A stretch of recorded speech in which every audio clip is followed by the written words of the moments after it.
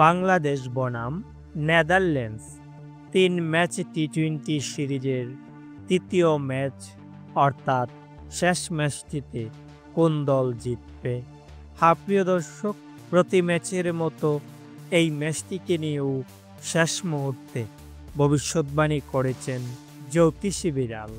দর্শক, জেনে রাখা ভালো, এই জ্যোতিষী বিড়াল যতগুলো ম্যাচে ভবিষ্যৎবাণী করেছে তার প্রায় সব কয়টিই সঠিক হয়েছে।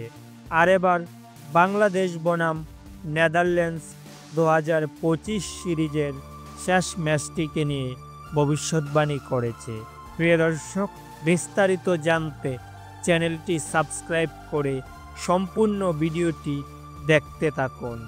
আজ বুধবার সন্ধ্যা ৬টায় বাংলাদেশ এবং নেদারল্যান্ডস ৩ ম্যাচ সিরিজের শেষ ম্যাচটিতে মাঠে নামবে।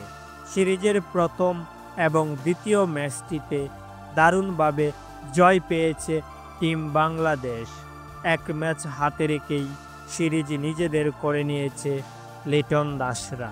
এরই মধ্যে স্কট এডওয়ার্ড সংবাদ মাধ্যমকে জানিয়েছেন সিরিজের শেষ ম্যাচটিতে জয় নিয়েই বাড়ি ফিরতে চান তারা।